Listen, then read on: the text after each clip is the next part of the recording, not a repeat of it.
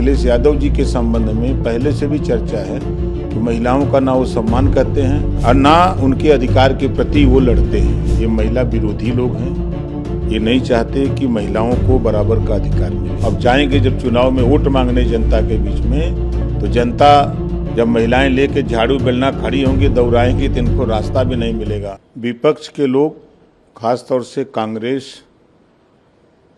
और समाजवादी पार्टी जो अलायंस है, ये लोग महिलाओं के प्रति इनका रवैया ठीक नहीं है। ये महिला विरोधी लोग हैं। ये नहीं चाहते कि महिलाओं को बराबर का अधिकार मिले। जो बात बाबा साहब डॉक्टर अम्बेडकर जी ने संविधान में बराबरी का अधिकार दिया है, तो जब मोदी जी और अमित शाह जी ने महिलाओं को बराबरी का अधिकार देने के लिए बिल लेके आए, बहस हुई, तो इनको उस बिल का समर्थन करना चाहिए। इससे साफ होता है कि ये समर्थन न करके इन्होंने साबित किया कि हम महिलाओं के प्रति, हम उनके अधिकार के प्रति जो है चिंतित नहीं हैं, हम उनको महिलाओं को अधिकार नहीं देना चाहते हैं। ये इन्होंने लोकसभा के अंदर प्रस्तुत किया। और अखिलेश यादव जी के संबंध में पहले से भी चर्चा है कि महिलाओं का ना वो सम्मान करते हैं और ना उनके अधिकार के प्रति वो लड़ते हैं। वो हमेशा विरोध करते हैं। मौलाना ने जब उनकी पत्नी डिम्पल जी के खिलाफ बोला, तब भी वो साइलेंट रहे कि महिलाओं के प्रति उनको उनके सम्मान में खड़ा होना चाहिए, लेकिन वो उस समय भी खड़े नहीं हुए। आज जो बिल के समर्थन में प्रधानमंत्री जी ने अपील किया कि सब लोग महिलाओं के अधिकार के लिए सब लोग एकजुट होकर के वोट दीजिए, तो जिन लोगों ने विरोध किया, ये लोग महिला विरोधी हैं। ये नहीं चाहते कि महिलाओं को भी राजनीति में अधिकार मिले, महिलाएं भी सशक्त हों, ये मजबूत बने, अपने अधिकार के लिए वो खुद लड़ें। ये चीज़ समाजवादी पार्टी और कांग्रेस विपक्ष के लोग नहीं चाहते हैं, जिसकी वजह से और एक दिन न एक दिन बिल तो पास होना है। तो आवे लोग सड़क पर जनता के बीच में, अब जनता इनका जवाब देगी। महिलाएं जब उठाएंगी झाड़ू और बेलना न, तब इन नेताओं को पता लगेगा कि तुम वोट के लिए खाली मेरे पास आए हो, हमारे अधिकार के लिए समर्थन क्यों नहीं किया। हमारी आबादी जब संविधान में बराबर है, आधी आबादी हमारा, आधा अधिकार है, संविधान हमको अधिकार दिया हुआ है, तो फिर हमारा विरोध क्यों कर रहे हो। जब ये झाड़ू बेलना उठा के लेके दौड़ाएंगे, तब इन लोगों को पता लगेगा। सर, प्रधानमंत्री मत हैं और एक साथ सबको वोट करना चाहिए, लेकिन क्या लगता है क्या कारण रहा होगा जो विपक्ष कांग्रेस और सपा ने जो है इस पर बहुमत नहीं दिया। कि विपक्ष हमेशा कहता तो है कि हम महिलाओं के समर्थन में हैं, बिल के समर्थन में है, महिला बिल जो आया है, लेकिन जब वोट देने की बात आई, उसके समर्थन की बात आई, तो ये लोग उसका बहिष्कार कर दिए, खिलाफ वोट दिए।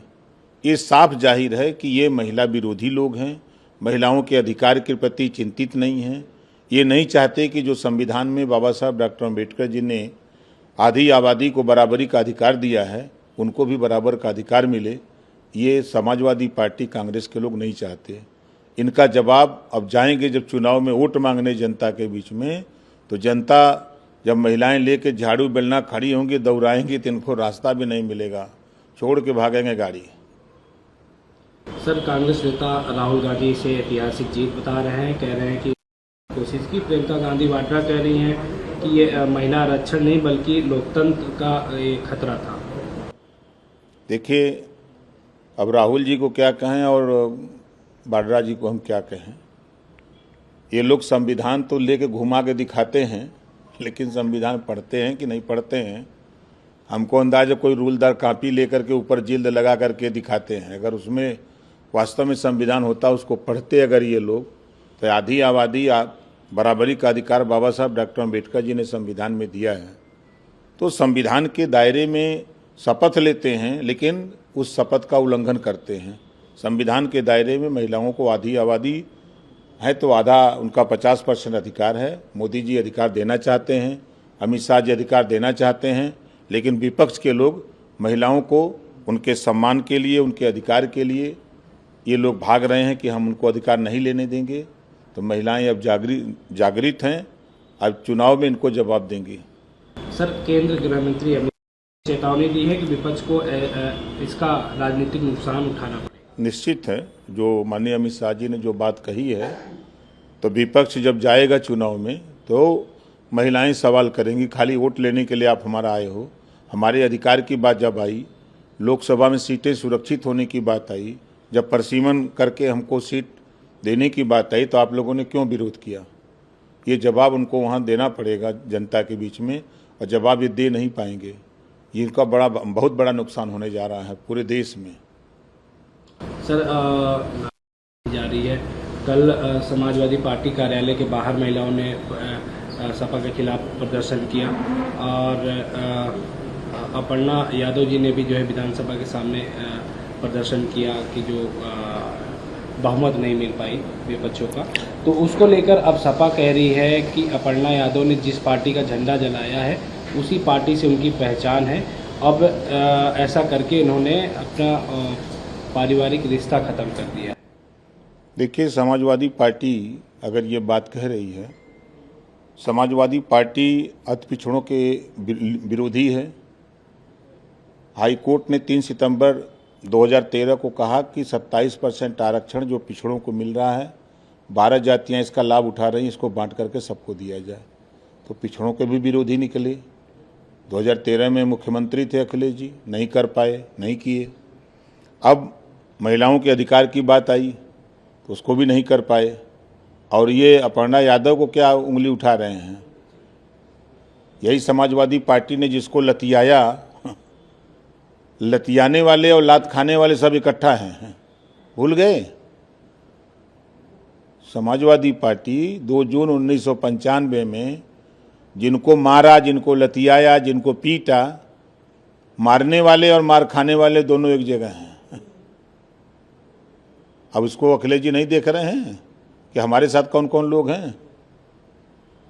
तो ये वो लोग हैं समाजवादी पार्टी में। शिवपाल जी तो जब समाजवादी प्रगतिशील समाजवादी पार्टी बनाए थे तो खुद है उसका बयान कर रहे थे कि समाजवादी पार्टी अब चोर उचक्कों की पार्टी हो गई है, ये शराब माफियाओं की पार्टी हो गई है, ये जब गरीबों की ज़मीन कब्जा करने वाली पार्टी हो गई है। ये तो खुद है शिवपाल जी बयान दिए हैं। उनका वीडियो कहिए तभी निकाल के दिखा दें हम। तो जो सच्चाई है आज भी उठा के देखिए, बाबा साहब डॉक्टर अम्बेडकर का एक तरफ जयंती मना रहे हैं, दूसरी तरफ कासगंज में क्या हुआ, यादवों ने जुलूस पर हमला बोल दिया, प्रयागराज में बाबा साहब की मूर्ति को तोड़ दिया, लखनऊ में लोगों ने झंडा फाड़ा।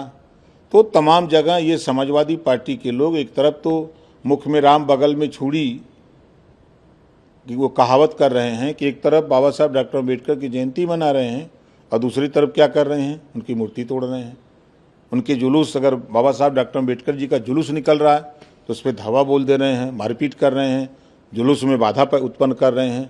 ये किस मुंह से वोट मांगने जाएंगे?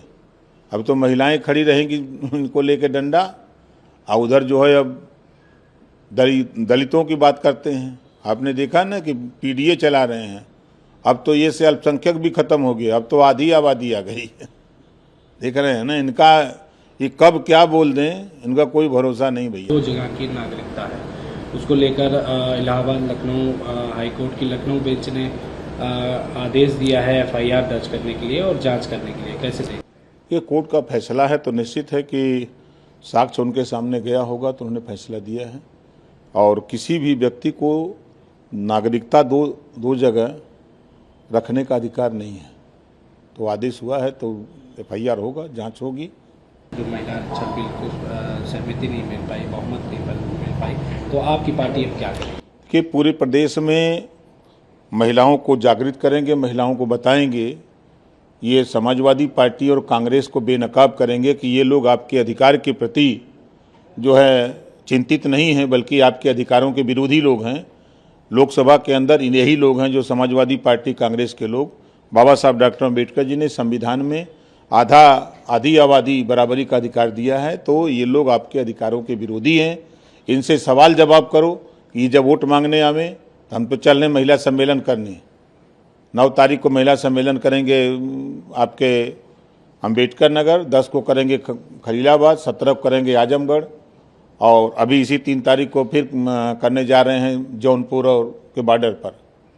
अब इनको बेनकाब करेंगे पूरे उत्तर प्रदेश में कि ये समाजवादी पार्टी और कांग्रेस के लोग महिलाओं के प्रति उनके अधिकार को लेकर के ये लोग नहीं चाहते हैं कि महिलाओं को राजनीति में आरक्षण मिले, महिलाएं भी लोकसभा विधानसभा में जीत के जाएं। ये लोग इसके विरोधी हैं। बाबा साहब डॉक्टर अम्बेडकर जी ने जब संविधान में व्यवस्था दिया है तो उनका अधिकार है। माननीय अमित शाह जी, माननीय नरेंद्र मोदी जी जो महिला विधेयक लेके आए थे उसको पास कराने के लिए, उसका इन लोगों ने विरोध किया है और इसका जवाब अब महिलाएं जनता चुनाव में इनको देगी।